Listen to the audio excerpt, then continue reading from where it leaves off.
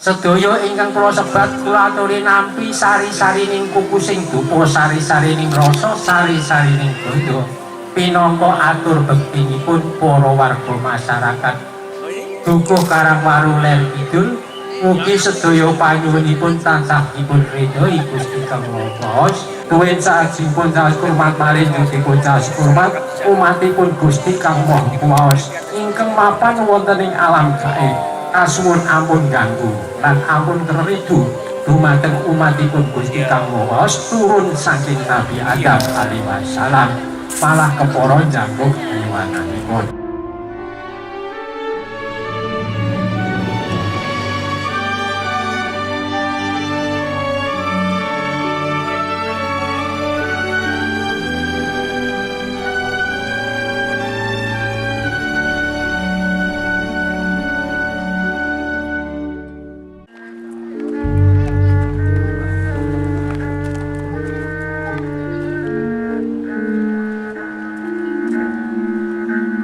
Assalamualaikum warahmatullahi wabarakatuh. Waalaikumsalam warahmatullahi wabarakatuh.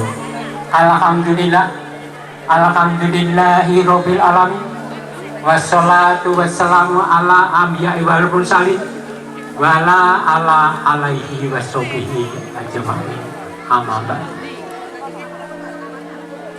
Panjenenganipun para pepundhen, para pinisepuh sesepuh ingkang sangat kawula pundi-pundi sumrambahipun dumateng para bapak ibu boten saged kawula sebat boko setunggal-setunggalipun ingkang tansah kawula mulyakaken.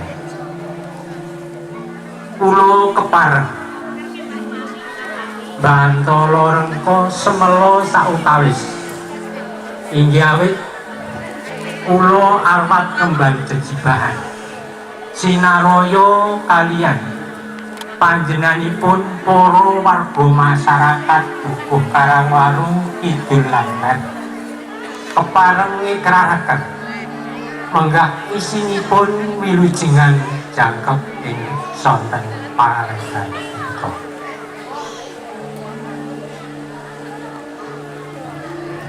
Panjenenganipun para bapak, para ibu, kula suwun sepindhah aleseni saha paring donga delasan pamujinipun anggenipun sami sumewa enggah wonten ing dampar gelaran saperlu warga masyarakat Dukuh Karangwaru Ler Kidul ngawontenaken wilujengan panggang tumpeng sakubaramenipun minangka panyuwun dumateng ngarsa dalem Allah Subhanahu wa taala kasuwun ridhanipun anggenipun minggah nyadran wonten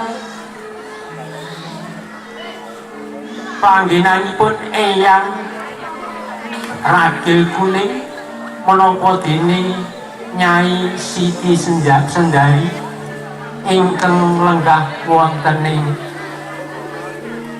Sendang Grasa. Pramila saking menika sedaya panyuwunipun ugi katampi pinangka sembah bektinipun para warga masyarakat Dukuh Karangwaru Ler Kidul umumipun dumateng para tamu ingkang sampun kepareng rawuh wonten paseban Sendang Grasa ingkang kasarira Eyang Ragil Kuning menapa dene Kanjeng Siti Sendari. Bilih wilujengan panggang tumpeng menika nuju bibar panen gadu.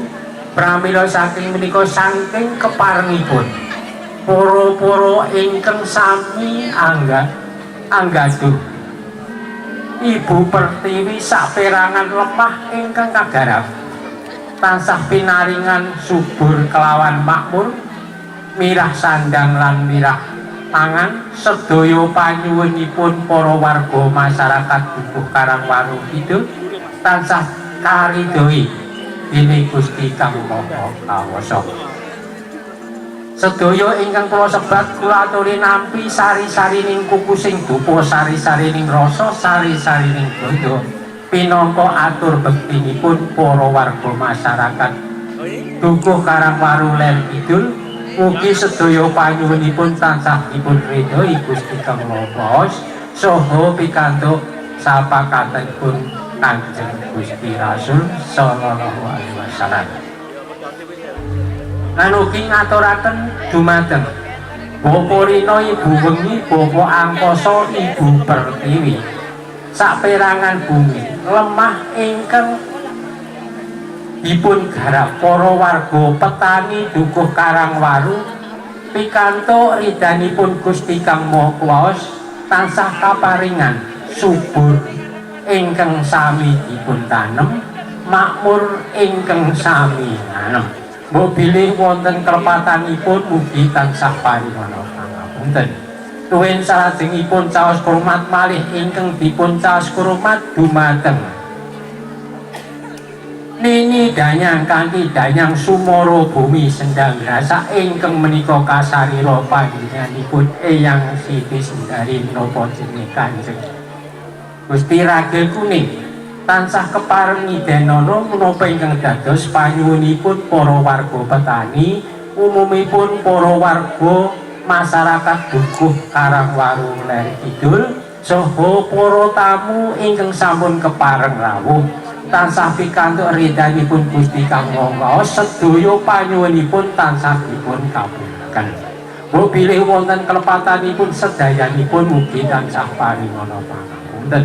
Tuwin salajengipun caos hormat malih ingkang dipun caos hormat dumateng Kaki Nini Danyang Sumara Bumi Cikal Bakal ingkang bakali dusun Karangwaru Ler Kidul keparengi denana anggenipun ngawontenaken wilujengan minggah nyadran wonten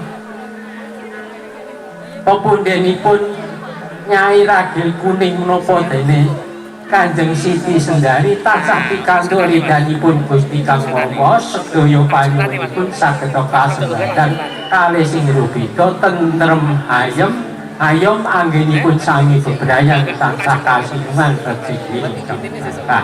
Mbok bilih wonten klepatanipun mugi tansah paringana pangapunten.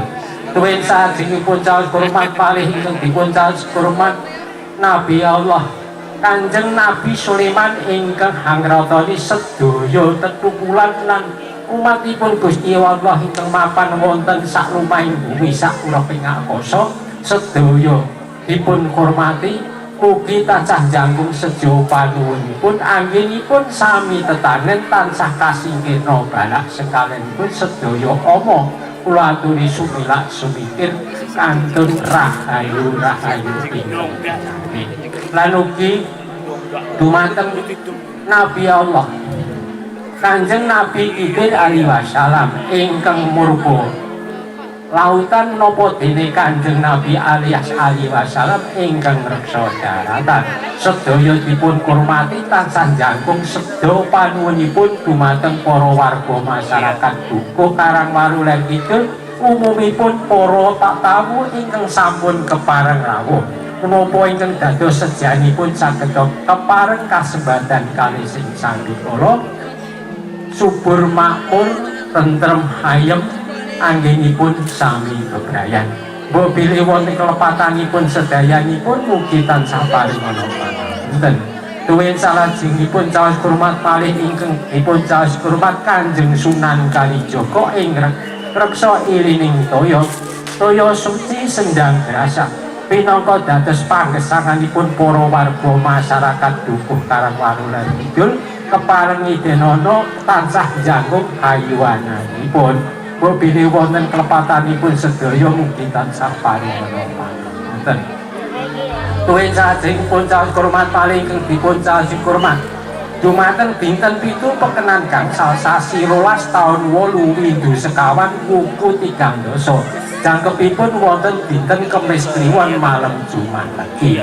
Dinten Jumat Legi dipun popetri dipun uri-uri kangge saksi anggenipun minggah nyadran wonten pepunden kita meninggih Nyai Ragil Kuning menapa dene Kanjeng Siti Sundari kepareng ngidenono menapa ingkang dados sejo pandhonipun sedaya pikantuk redanipun Gusti Kang Maha.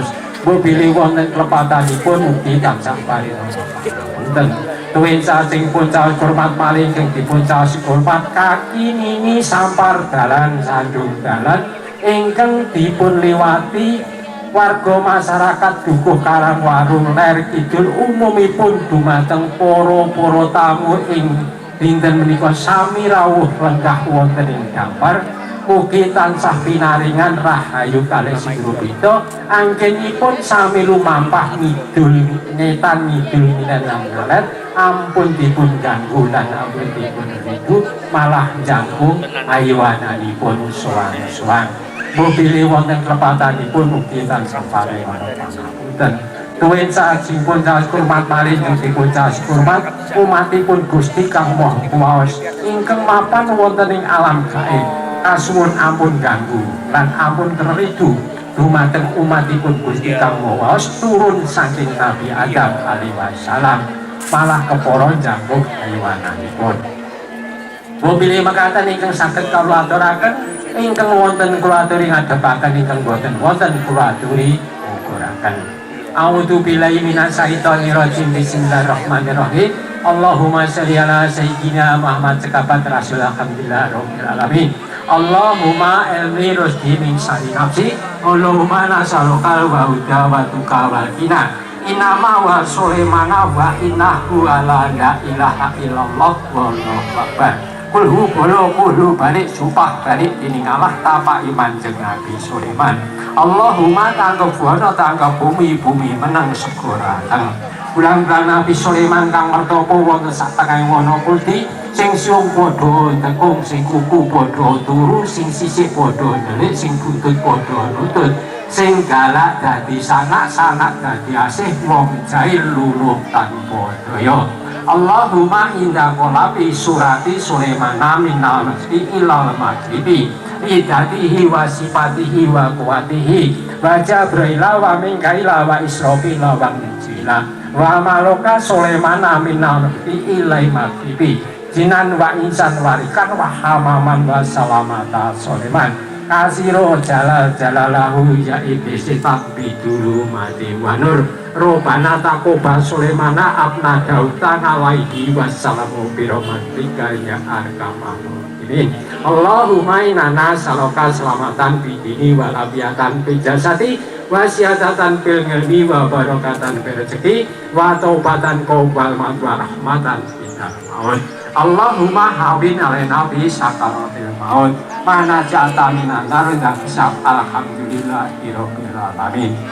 Wassalamualaikum warahmatullahi wabarakatuh. Waalaikumsalam warahmatullahi wabarakatuh.